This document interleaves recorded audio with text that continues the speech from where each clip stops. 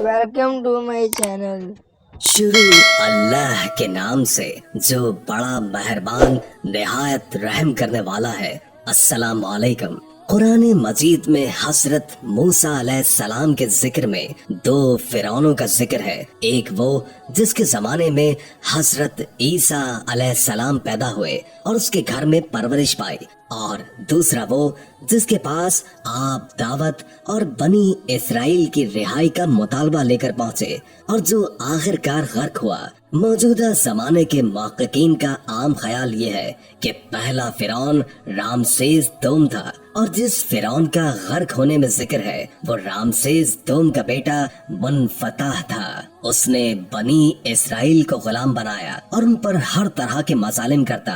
1491 कब्ल मसीह में जब फिरौन मिस्र ने मूसा और उनकी कौम का पीछा किया कि उन्हें खत्म कर दे, और अचानक मूसा अलैहिस्सलाम के आगे एक ऐसा मकाम आया कि आगे सिर्फ समंदर था और पीछे फिरौन का लश्कर, भागने का कोई रास्ता मौजूद न था। दोस्तों, उस वक्त अल्लाह ताला ने हजरत मूसा अलैहिस्सलाम को हुक्म दिया कि अपना असाए मुबारक को समंदर पर मारो। उन्होंने ऐसा ही किया और देखते ही देखते समंदर दो हिस्सों में बट गया और इतना लंबा रास्ता बन गया कि पूरी बनी इसराइल कौम अपने मालो असबाब समेत यहाँ से गुजर गई। और जब फिरौन मिस्र ने, जो कि खुद को खुदा कहता था, उसके लश्कर ने गुजरने की कोशिश की तो समंदर वापस आकर मिल गया जैसे पहले मौजूद था, और सारा का सारा लश्कर फिरौन समेत गर्क हो गया। इस तरह डूब कर मरने के बाद समंदर ने सिर्फ फिरौन की लाश को समंदर से बाहर फेंक दिया, जबकि बाकी लश्कर का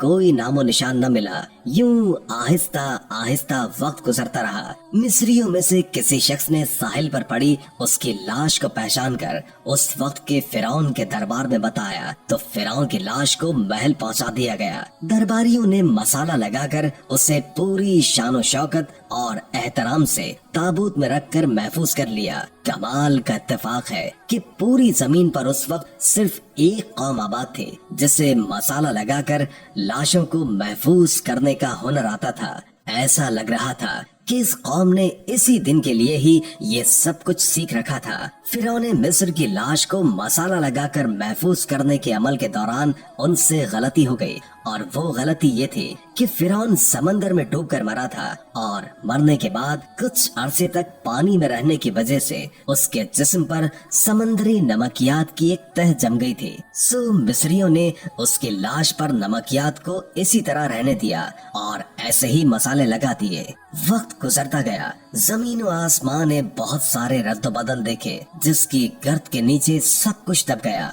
हत्ता कि फिरौनों की हनूद शुदा लाशें भी जमीनों की तह के अंदर छुप गई। उनके नाम सिर्फ किताबों और उनकी तामीरात और शानो शौकत लोगों के जहन के अंदर ही रह गए। इसके अलावा उनका बनाया गया सब कुछ खत्म हो गया। इस वाक़ये के 2000 साल के बाद इस दुनिया में अल्लाह ताला के आखिरी नबी हजरत मोहम्मद मुस्तफ़ा सल्लल्लाहु अलैहि वसल्लम तशरीफ लाए, और उन पर नाजिल होने वाली आखिरी किताब के अंदर इंसानी नौ की इबरत के लिए फिरौनों के किस्से बड़ी तफसील के साथ बयान किए गए। और इसी सिलसिले में फिरौनों के जिस्म को महफूज करने के बारे में भी एक आयत नाजिल हुई, जिसके अंदर अल्लाह पाक वाज़े तौर पर फरमाता है कि हम तेरे जिस्म को आने वाले इंसानों के लिए इबरत बनाकर महफूज कर लेंगे। इस आयत मुबारका की सच्चाई पर तमाम मुसलमानों को यकीन था, लेकिन वो ये समझने से कासिर थे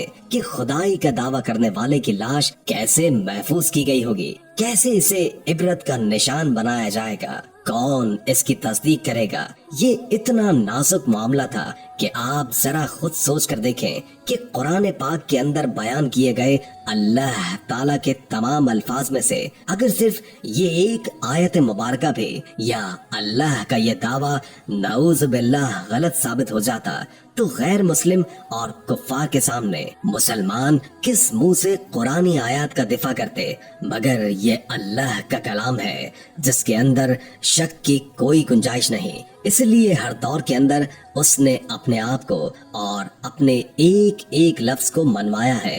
1871 में मिस्र से ताल्लुक रखने वाले गरीब और मामूली चोर احمد عبد الرسول کو فرعونوں کی ہنود شدہ لاشوں کی طرف جانے کا خفیہ راستہ مل گیا۔ یہ بس اتنا